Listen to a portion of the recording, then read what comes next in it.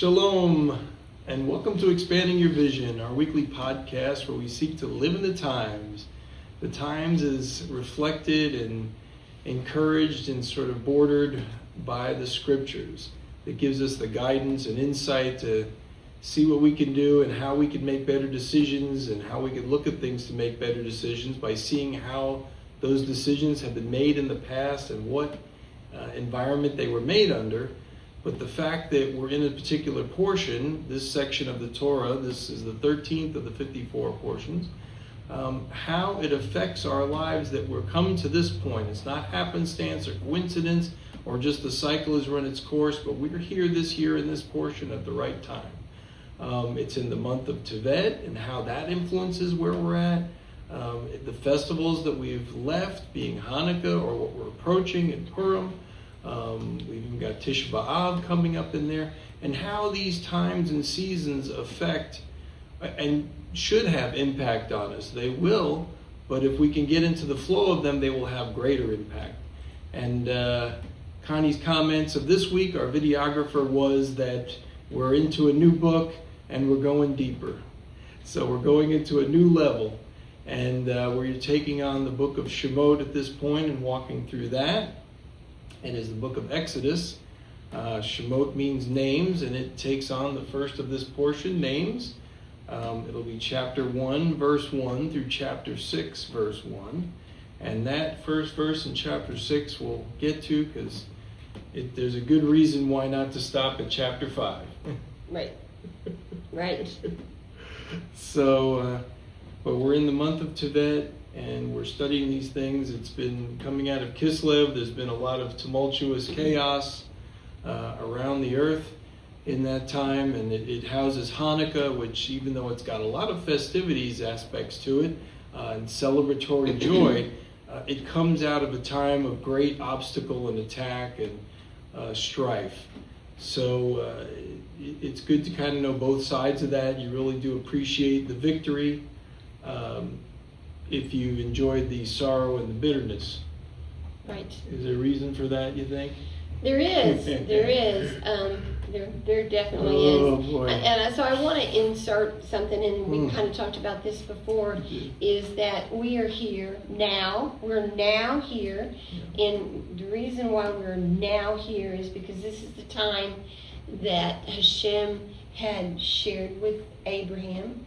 You know, we talked about that last week about, I think it's in chapter 15 of Genesis, where the Lord told him, now there's going to come a time that your people are going to go down into a foreign land and become slaves.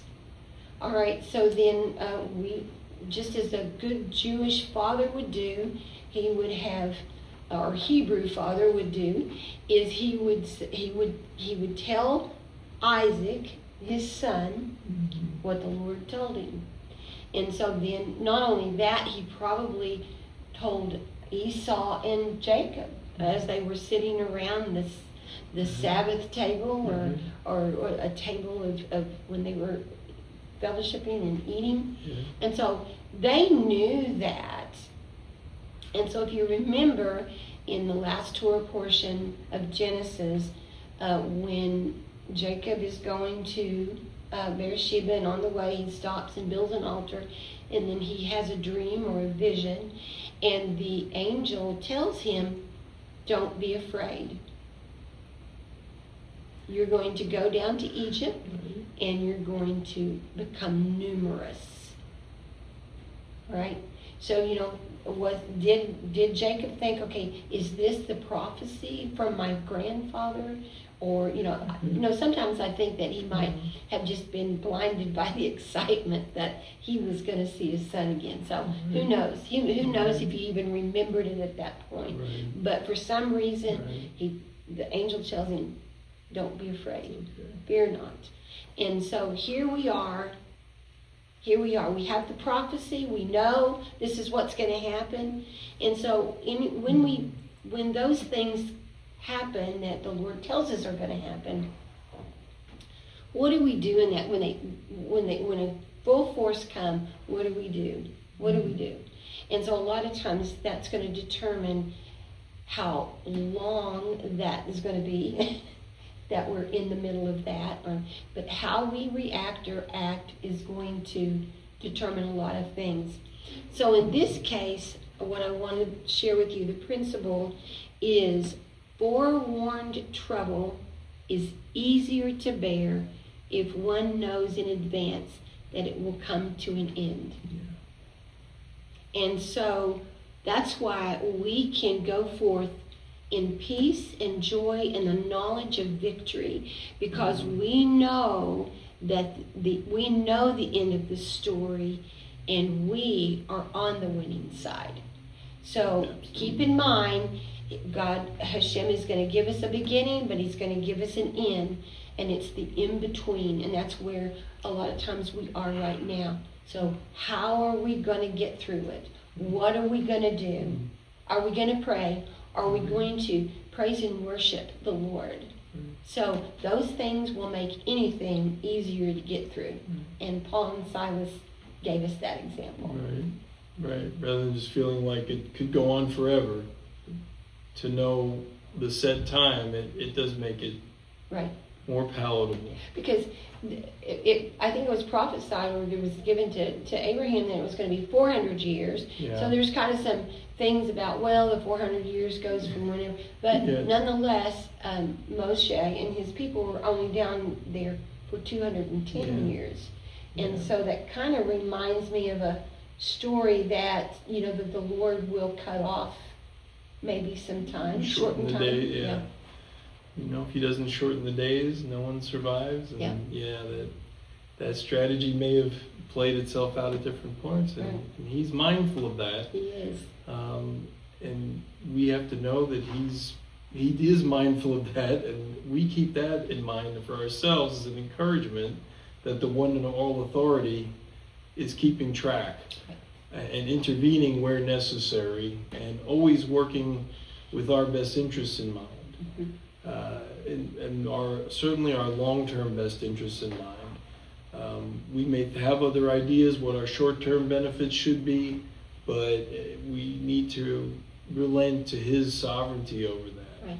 And that's part of, in the Ecclesiastes, what the Kohelet would speak, is to be at peace with that, because all we really have is right now. And it's feeding on wind to try and bend the straight and straighten the bent, or to curtail the wind and guide it. It's we have control of what we have control of, and to put expectations on things is going to add more disharmony and dissatisfaction to something that's already has disharmony and dissatisfaction in it. So there's no sense adding to that by having expectations the way something should go. Do our best, but hold it loosely. And it's in that we pick up this portion. Exodus 1, Shemot for names. It starts off with the names that go down into Egypt. And here we encounter a Pharaoh that doesn't know Joseph, has forgotten Joseph. And one of the phrases of our day is, those who forget history are doomed to repeat it. And that's a great historical quote. And it the same issue in this, you can choose to forget, you can accidentally, you can be unintentionally forgetting, but it's to not be mindful of it. Sometimes we read in the scriptures where the Lord remembered something. It's not that he wasn't mindful of it or had forgotten about it, but here at this point he remembers it, he's taking action to deal with it. This is the time for him to take action. It wasn't time for him to take action before. So it's not that he's not mindful or has slipped his mind or he's forgotten, but it's time for him to act on those things. And in history, this is one of those moments where he's choosing to do that. What particularly sets it up is things are about to change because this Pharaoh has forgotten Joseph, the history of Joseph. And it might not mean that he doesn't know about it. He may have it in mind. He just doesn't care about that. It's not going to affect his decision making on what's going on. And again, those who forget history are doomed to repeat it. Well, in his past, there were pharaohs that interacted with Joseph's family. And it almost went very badly for them, except the Lord intervened and they relented and repented and dealt with the Lord on his terms. What we're finding here is this Pharaoh is not willing to do that. He is dismissing the influence that Joseph and Joseph's family has had on the goings-on in Egypt. And again, as previous pharaohs of his area, they dealt with that and they remembered those things. He's choosing to not remember those things and act accordingly. So he's repeating the failures that come out of that, and he's going to push that further because they made peace with that at some point.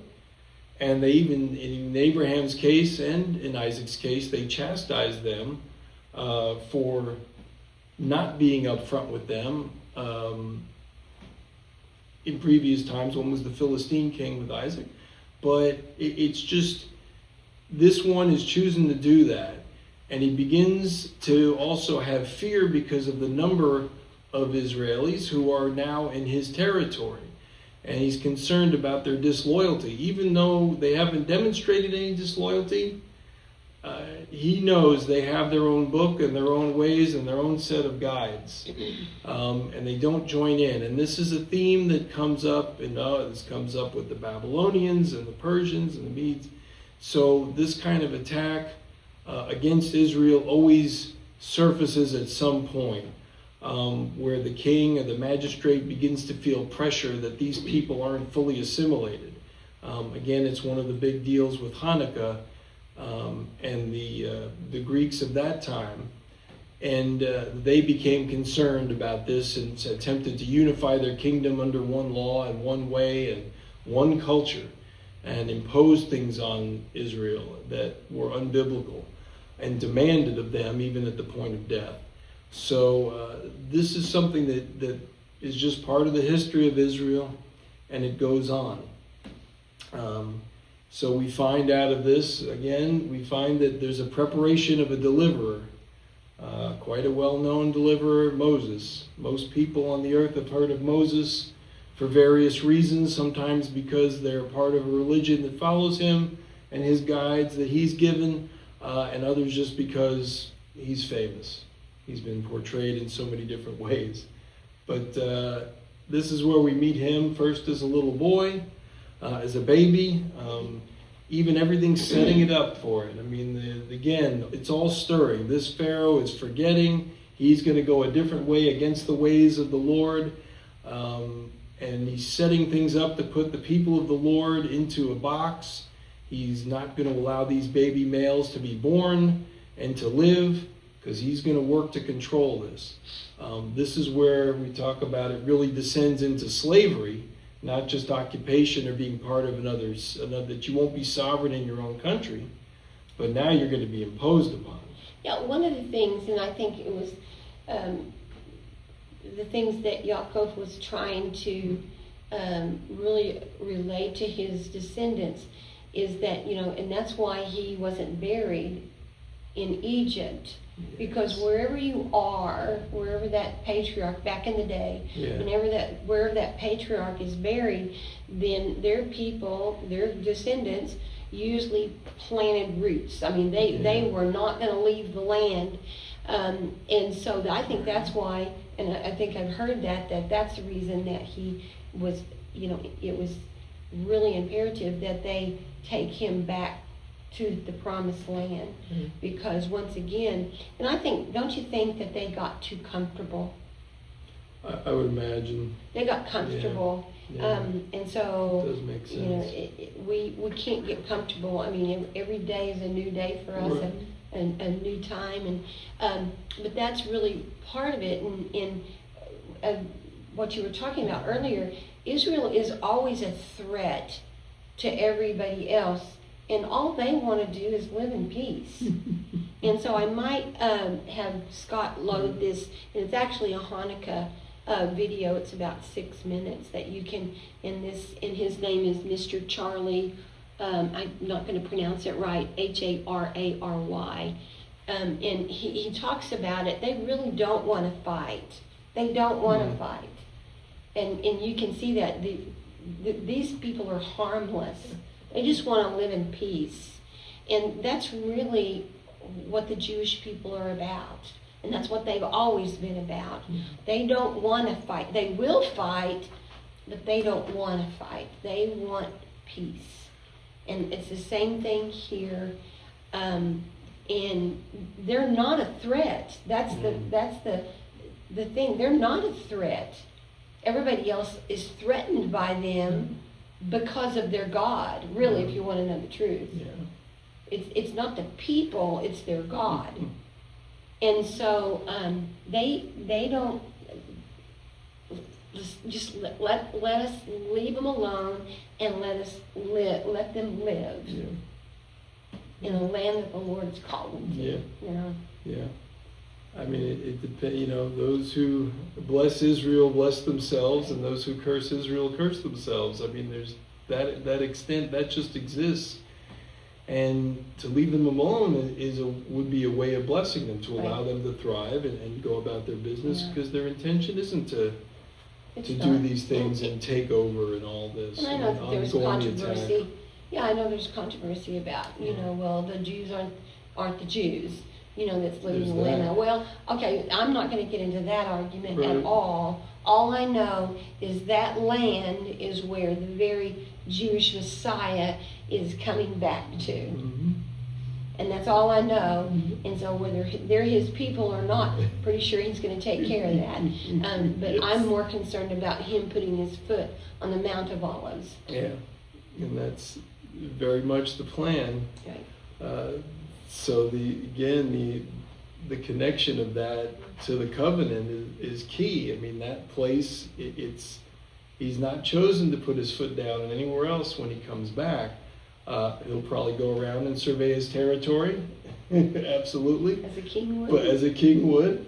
But first stop is he's going to where the throne will sit, and that is there as he descends onto the Mount of Olives. So. And again, this is part of people taking precautionary measures. So Pharaoh begins to put the baby boys to death. But the Lord has seen fit in the ark of safety. And the comparisons to the ark of Noah is great. The basket that floated down the river covered in pitch has all the earmarks except for the size and scope and the passenger list. It's got all the earmarks of safety and protection toward the work of salvation and deliverance that Noah had. And this is the famous account. To protect them, they probably hid him as long as they could in the house until everybody would have known her pregnancy had gone to term and there must be a baby. So at a point, they had to send him away. He lands at the place where he's picked up and brought into the household of Pharaoh and given much protection. His sister also was able to secure a deal where his mother would nurse him as a substitute, a so-called substitute, unbeknownst to everybody else except the family. Not really a substitute, so the actual mother. And he grows there. So there's just great strife. It's good to touch base with this account because it's what drives him out.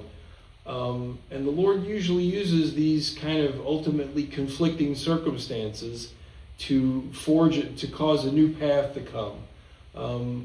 I guess we're predisposed to not taking a new path unless the funnel channels us in a direction. We'll just find other ways to sort of not disturb things too much. And then, of course, this all is a foreshadow of what's going to happen with our Messiah, Yeshua, when he's born as well. And ironically, so they're in Egypt, but the Lord's going to wants to deliver them and take them back to the promised land. Yes. But the funny thing is that in the story of Yeshua, they're in the promised land, and he tells them to go to Egypt. I don't know. It's a very interesting parallel. Very interesting and notable time how things have to work at different times in history. So Moses finds himself in a situation where he sees an Egyptian whipping a Hebrew, being violent against him, and he intervenes on the Hebrew's behalf, and he ends up putting the Egyptian to death. And there's a wonderful midrash around that we'll come to as we get down the line in the Torah portions where it picks up the connection. But it's an amazing moment, and the reason that it comes to pass is very interesting. But the outflow is, again, it funnels Moses into, you got to change your life now.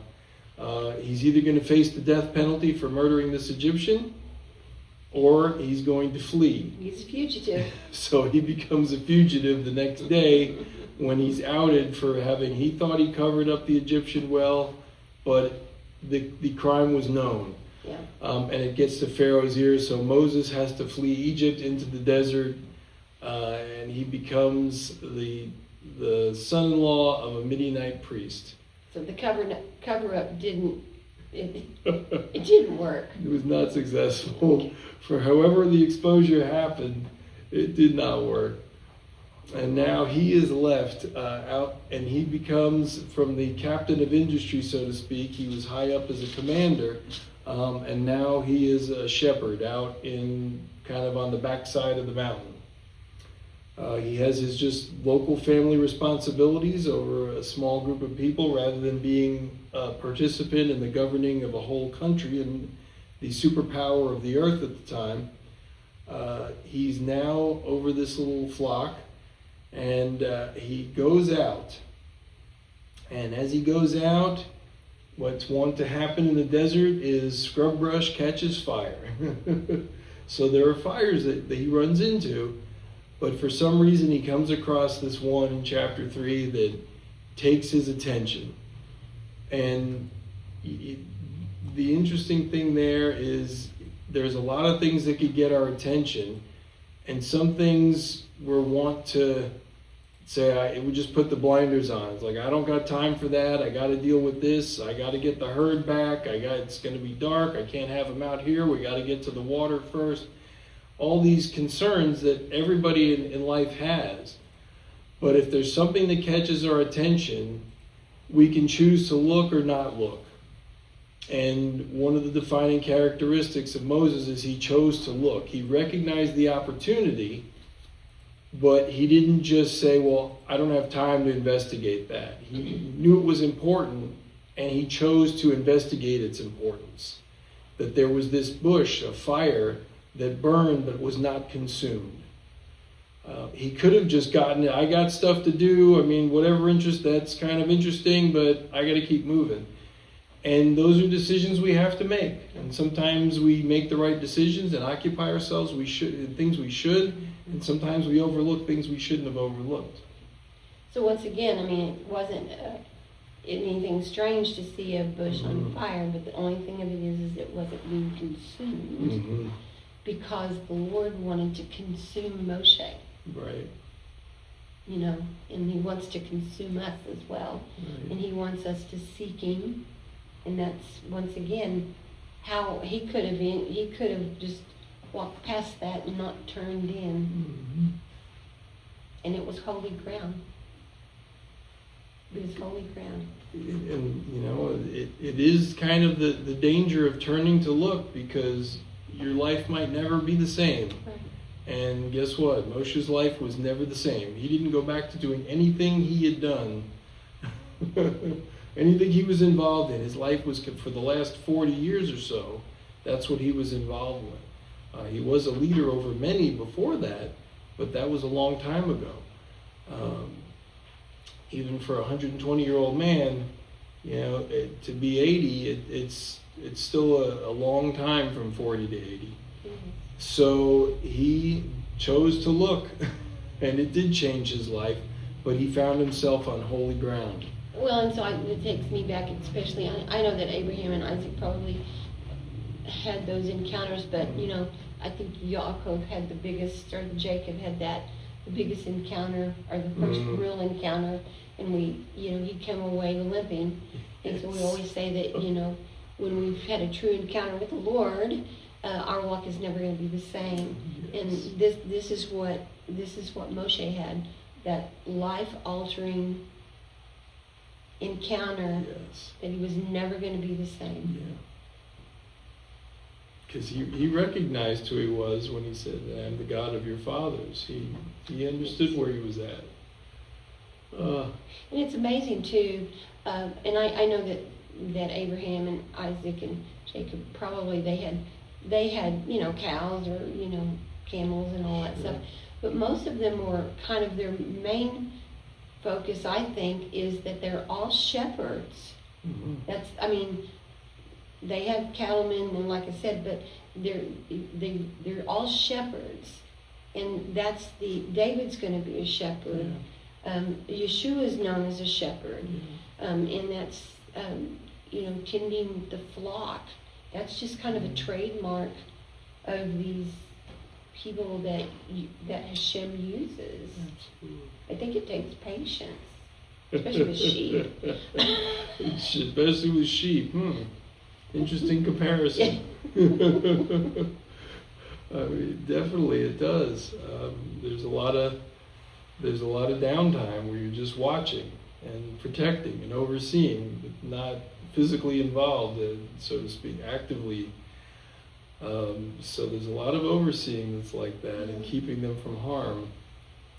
So this becomes a thing of the past for him, for he's called to go back.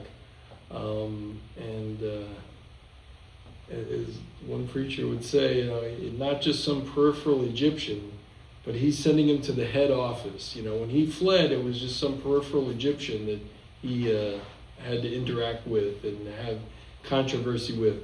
But now he's sent to the head office to have controversy with the Pharaoh himself. And that's what he's called to. But in the process, he's reunited with his brother Aaron. And Moses, he pleads to try to find any other solution other than him participating in this, certainly as the lead dog in the team, but he is chosen to be that one, the Shamash.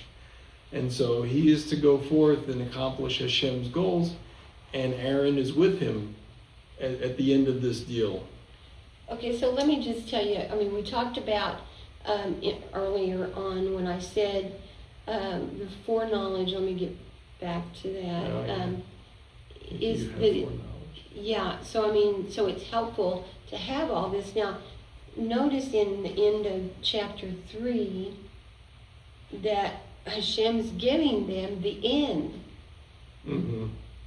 And so he's giving him, okay, and basically it's going to say, okay, when it comes to the end, this is what's going to happen, and you'll know it's the end. Right. And so it says in, I don't know what verse it is, 19 or 20, it said, "So I will stretch out my hand and strike Egypt with all wonders, which I will do in its midst, and after that he'll let you go." So he's already telling them that there's going to be all these wonders. He doesn't tell them how many. Right. He doesn't tell them what they are. But so then he goes on and says that I will give this people favor in the sight of the Egyptians, and it shall be when you go that you shall not go empty-handed. But every woman shall ask of her neighbor, namely of her who dwells near her, articles of silver, articles of gold, and clothing, and you shall put them on your sons and your daughters, so you shall plunder the Egyptians. That doesn't happen until chapter 11. Mm-hmm. But he's giving them the end. Right. When you see this is the end. Right. And so, and so he's giving them clues. Right.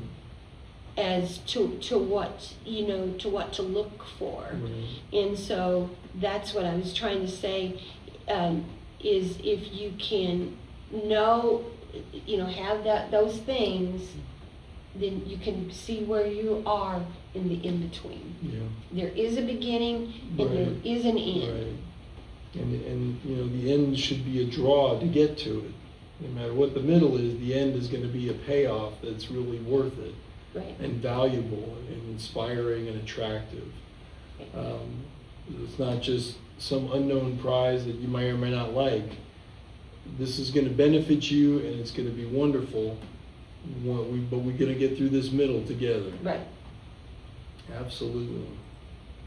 So that is how he comes to be brought from being an infant and a toddler and to the household of Pharaoh and outside the household of Pharaoh and now back in the office of the Pharaoh, but as a leader and as one being raised up to be a leader of a nation. So he has dialogue with Pharaoh in this case. And he begins to challenge Pharaoh to let this section of his people go. And it's never been successful for any group of people in mass to leave another country, except for Israel and Egypt. As far as I know, anything on this level has never been successful. But here it will eventually be, and these are the things that will happen that show you that you are at the end of this, and it was worth whatever it took to get here. But Pharaoh gets agitated. He pushes Pharaoh's buttons, and there's a lot of talk in this about making Pharaoh hard-hearted or not. But sometimes you make somebody not hard-hearted by just not pushing their buttons. Sometimes pushing their buttons, it's almost always going to harden their heart. It'll make it more enraged against that situation. They're already sensitive, and now you're pushing on it. They're going to become more sensitive and escalate, which is what happens. So Pharaoh begins to impose harsher sentences. He still wants the same construction materials. He still wants the same slave, work being done, but he wants better results with less resources and less materials.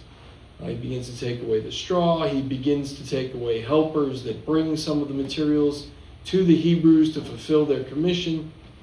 And it becomes more and more difficult. And this is where, things escalate to the point where even Moses is not happy with this situation. So we come to the end of chapter 5, and again, this is why you need chapter 6, verse 1 to be included with this, because it's kind of like if we had in that other chapter 3, where it's like, well, it's going to get tough on you, and it's going to get worse. And you just leave it at that, and you don't add, but at the end of it, this is what's going to happen, and you're going to be prospered, and you're going to be compensated, and all necessary items will be bestowed upon you so that you'll fulfill the last part of the mission. If you left that part out, it makes the other part a lot harder to deal with. Hence what you're saying a few times. If we know the end of it, it can make the bitterness of the middle part more acceptable, or at least supportable. So we get to this point, and the people who are of Israel, who are kind of the management, it's still, I don't know if you're slave management or if you're a slave, if there's much of a hierarchy difference, but these are the people that get the marching orders from the commander, and they send them out, and when they're there, they run into Moses and Aaron, and he's standing by the road in verse 20, and they say to them, "May Adonai look at you and judge you accordingly, because you have made us utterly abhorrent in the view of the Pharaoh and his servants, and you have put a sword in his hands to kill us." So, and Moses and Aaron aren't oblivious to this reality, that since they've started opening their mouth to Pharaoh about the people, it's made it harder for the people, not less. And in some ways, that is just not what they were trying. They didn't think that would be part of it at all. So in some ways they might have accepted it, but it seems like only we're going downhill from here. So as he begins to go back to the Lord, Moshe takes issue with the Lord and says, "It's only gotten worse since you sent us, and you haven't done anything at all." And again, as we opened up with, now, chapter 6, verse 1, now that all this has come to pass, now you will see what I am going to do to Pharaoh. With a mighty hand he will send them off, and with force he will drive them from the land. So it will accomplish all that you thought. But before now, it wasn't going to do it. And again, as we mentioned with Ecclesiastes, to anticipate or impose something, an outcome on something that we don't know is the outcome, it's going to add misery and disharmony to something that's already going to be difficult. So he expected, well, we're just going to speak the word and the path is going to smooth out and everything will be cut and all will be fine. But it wasn't going to work like that. But now all things have been prepped and it's ready to go forward, and the Lord will be demonstrated as the king, and that there is a God in Israel and there is a king on the earth, and there's no one on the earth likened unto Hashem. But before now, it wasn't going to be demonstrated. So with that, we enter into the conflict between Israel and Egypt in the ancient days. To be continued. To be continued. Thanks for joining us. Shalom.